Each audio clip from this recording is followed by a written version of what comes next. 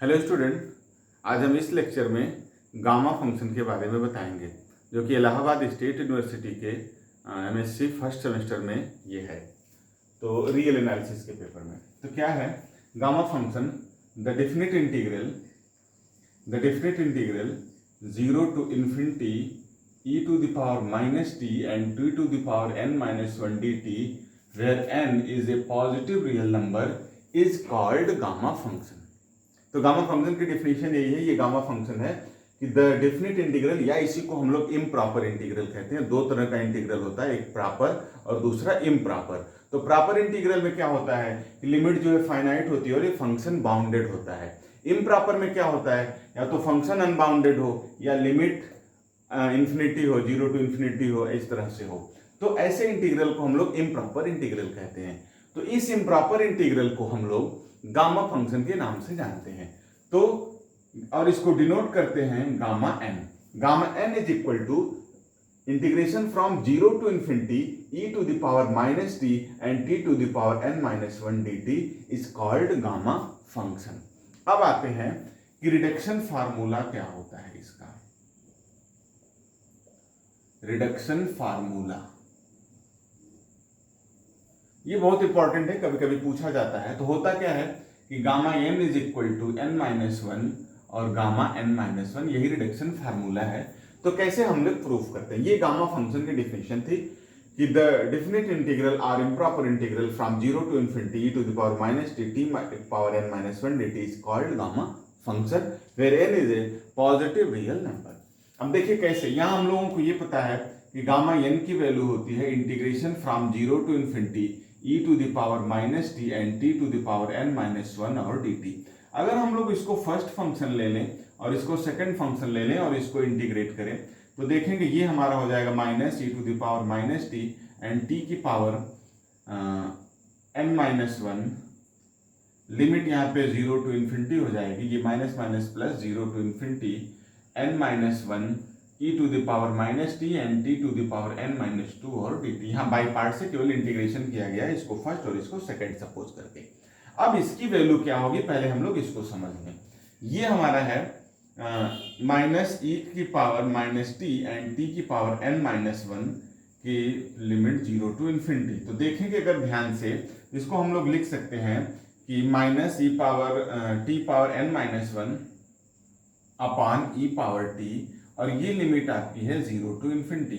अब अगर इसको हम लोग लिखें तो minus infinity power n minus 1 upon e power infinity and minus minus plus t power 0 power n minus 1 upon e power 0। तो ये तो आपका 0 हो गया।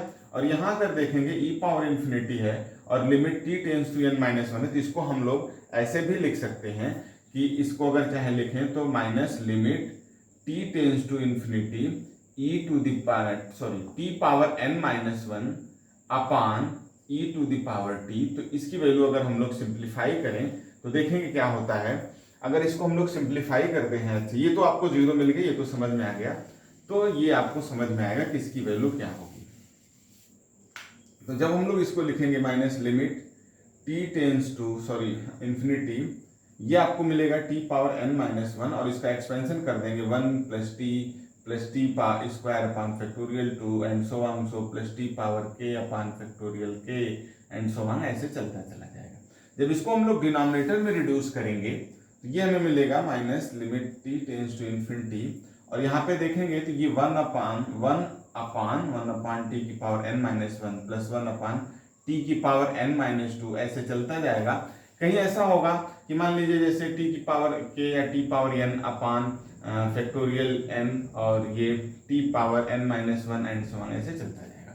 तो हम ध्यान से देखेंगे, अगर इसको हम सिंप्लीफाई करेंगे तो ये ऊपर t चला जाएगा यहाँ पे, मतलब यहाँ से जो हमें t मिलेगा वो न्यूमरेटर में मिलता चला जाएगा ऐसे। तो इन सब की वैल्यू जब t इन्फिनिटी होगी तो ये डिनोमिनेटर तो 0 होंगे, लेकिन इधर की वैल्यू जब t इन्फिनिटी रखेंगे तो इन्फिनिटी होगी, मतलब इसकी वैल्यू आ गई 1 अपान इन्फिनिटी और ये आ गया 0, मतलब इस टर्म की वैल्यू हमें 0 मिल गई।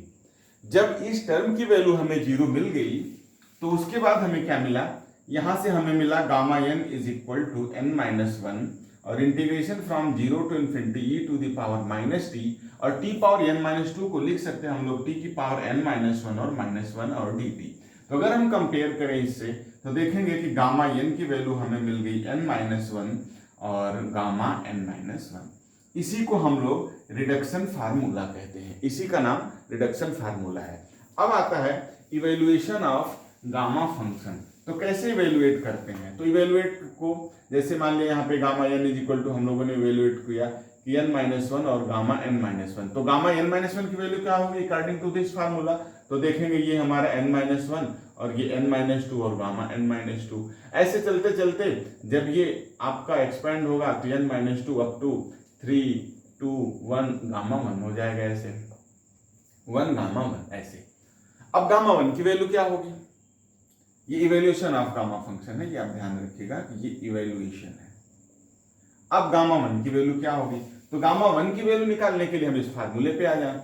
तो गामा n की जगह 1 पुट करें, ये 1, ये 0 to infinity e to the power minus t power 0 1 that is dt। अब अगर इसको हम लोग देखें तो e पावर माइनस टी और माइनस लिमिट 0 टू इन्फिनिटी, फिर ये देखेंगे minus 1 upon e power t और ये 0 टू इन्फिनिटी।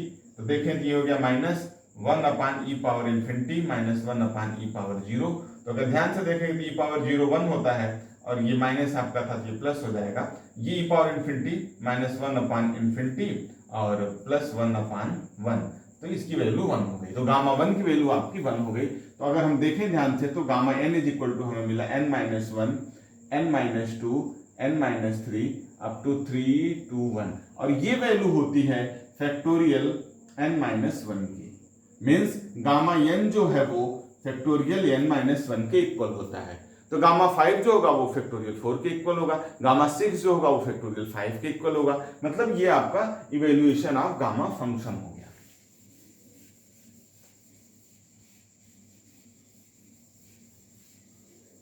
अब आते हैं limit of gamma function. Limit of gamma function तो क्या होता है? Limit n tends to infinity gamma n plus k upon n power k और गामा n, इसकी लिमिट 1 होती है। तो कैसे इसको प्रूफ करते हैं? अभी हम लोगों ने गामा फंक्शन को इवेल्युएट किया था, तो देखेंगे तो गामा n प्लस के की वैल्यू क्या होगी? एक घट के लिखते हैं n प्लस के माइनस वन, फिर ऐसे n प्लस के माइनस टू, ऐसे घटते घटते अगर हम देखेंगे तो ये हमारा जाएगा n plus one n gamma n upon, अगर इसकी वैल्यू लिखेंगे n पावर k और गामा n, तो यहाँ n इंटू n ऐसे up to n k times और गामा n से गामा n आपका कैंसिल हो जाएगा। अब यहां से यहां तक आपको समझने हैं कि कितने टर्म है, क्योंकि यहाँ k माइनस वन है और यहां से 0 से चला है n प्लस 0 n प्लस 1 ऐसे चलते चलते, तो ये देखेंगे k टाइम्स है। तो इसको अगर हम लोग लिखना चाहें तो इसको लिख सकते हैं इतना अपान n, हर n एक एक टर्म के साथ कर दें क्योंकि k टाइम्स ऊपर भी है। तो देखेंगे तो 1 plus k minus one upon n, 1 plus k minus two upon n, ऐसे dash dash 1 plus 1 upon n और यहाँ n अपान n, तो 1 हो जाएगा। ये आपको मिल जाएगा इसका एक्सपेंशन। और जब हम यहाँ लिमिट ले लेंगे कि limit n tends to infinity gamma n plus k upon n power k और गामा n, तो यहाँ जब इन्फिनिटी होगा तो देखेंगे हमें मिलेगा 1 प्लस 0 1 प्लस 0, ऐसे लास्ट में 1 प्लस 0 मिलेगा। तो इसकी वैल्यू हमें 1 मिल गई। तो हम लोगों ने जो इसकी लिमिट शो की गामा फंक्शन की, limit n tends to infinity gamma n plus 1 upon n power k into gamma n, sorry which is gamma n is equal to 1। अब नेक्स्ट वीडियो में स्टूडेंट हम इसके प्रॉपर्टीज के बारे में बताएंगे, तब तक आप इसको तैयार करेंगे और इससे रिलेटेड क्वेश्चन लगाएंगे। Okay student, and thank you.